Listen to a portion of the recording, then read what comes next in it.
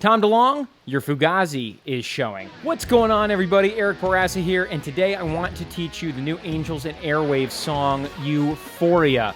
One of the great things about Tom DeLonge is every song he writes, it seems, has no shortage of fun guitar riffs to play. Okay, so we're in drop D tuning, which means we have to drop our low E on string 6. We have to detune it until it is the pitch D. Okay, a couple ways you can do that. You can use a chromatic tuner. You can also hit string 6 and string 4, and you'll hear them sound an octave apart. So if you were in E,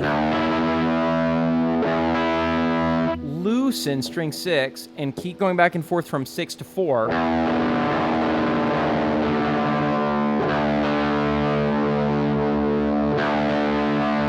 And listen until they sound one octave apart, where they sound like they're together. If you don't have a lot of practice doing this, it's a great ear training exercise to get used to. And it might be a little frustrating at first if you're not used to it, but it's a great way to quickly get into drop D.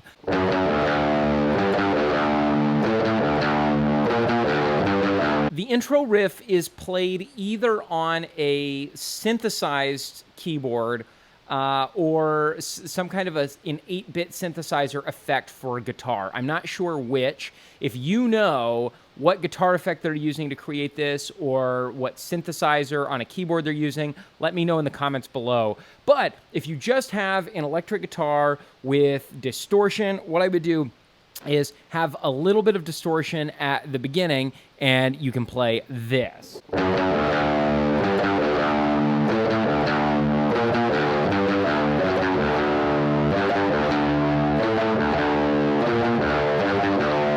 Now, if you want to get that extra octave down, I've got intro version 2, which goes da da da da da da doo doo da da da da doo doo doo. There's these extra 2 notes that drop an octave below drop D. If you have a whammy pedal or some kind of an effects pedal that will detune down 1 octave, what you can do is after you hit 2 open Ds,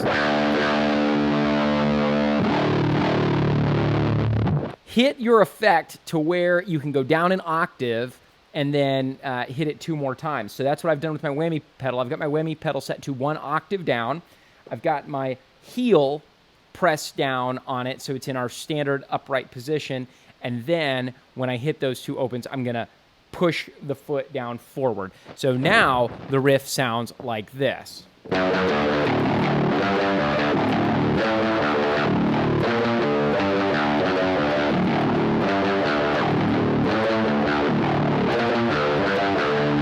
And we get a little bit closer to what it sounds like on the recording. Okay, so guitar 2 in the background comes in with just 2 D5 hits on beats 3 and 4. You could also add low open D underneath. 1, 2, 3, 4. 1, 2, 3, 4. Okay. All right, so now we get into our fugazi riff, where we've got this intensity that's countered by this mellow kind of groove.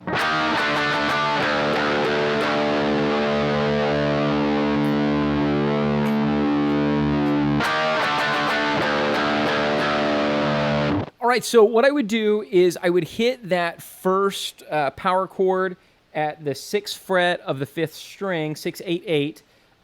Make sure you block string 6 and make sure you are blocking strings 1 and 2 with your other fingers. And this is a D sharp 5 or an E flat 5 power chord, however you want to look at it. And I would hit with an upstroke on D5 on the 5th fret, up, down, down. So we've got, so power chord at 6, power chord at 5. 1 upstroke on the power chord at 6, and then up, down, on the 5th fret. And then just hit open string 6 with 4 quarter notes. You could do a full D5 power chord, but it sounds to me like they're only hitting string 6 there, and I think it's more effective in this case, but you can experiment with what you like better.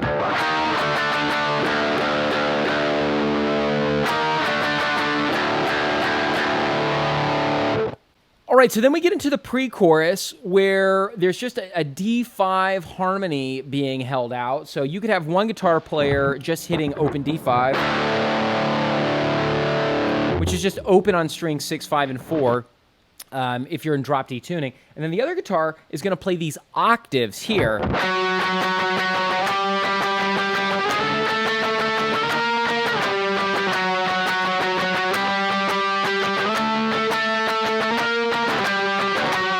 I don't know if I played that rhythm exactly right, and I've notated it. The way I've notated it is...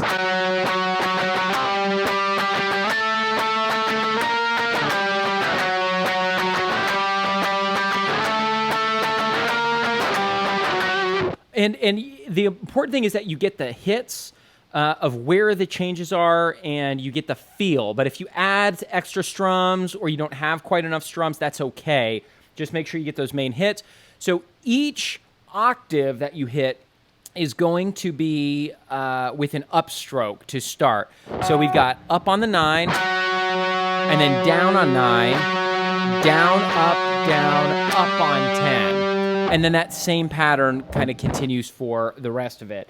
And to play an octave, it's really just like playing a 3-note power chord. So we've got 9 on the 5th string, tip of your index finger blocks string 6, or your middle finger can block string 6. Then we're holding that 9, index finger blocks the 4th string, so you're only applying pressure with the index finger on the 5th string itself, and then it's blocking the strings on either side. And then your pinky is holding down 11 on the 3rd string, and then we are holding, and then our pinky blocks strings 1 and 2. So we got block, 9, block, 11, block, block. If you're not used to doing that, it's going to take some time, but make sure you don't curl your fingers and leave all those other strings exposed. You have to mute those strings so that you can strum unhindered. And the chorus is really simple. You're just going to hit a D5 power chord and hold it for 8 measures, not 8 beats, but 8 measures. Then we go to G5 for 4 measures, and then back to D5 for 4 measures. So you'll count to 4 8 times, and then back. Okay, and then the only other riff in the song is the final chorus. You're going to do more of a pop-punk style where it really opens up. You're just going to hit the D5 and the G5 over and over again rather than hitting them once and letting them ring. So something like this.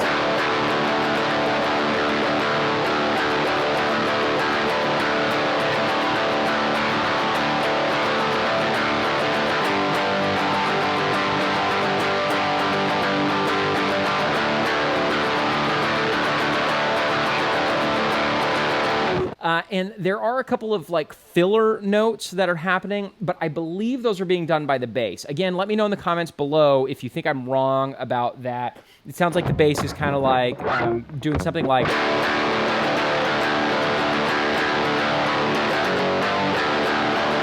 right? Something kind of like that. Okay, so that's it. That's Angels and Airwaves, Euphoria. What do you think of the song? Let me know in the comments below. I think Angels and Airwaves are 2 for 2. They did Kiss and Tell last year, I think before the pandemic or right when the pandemic started.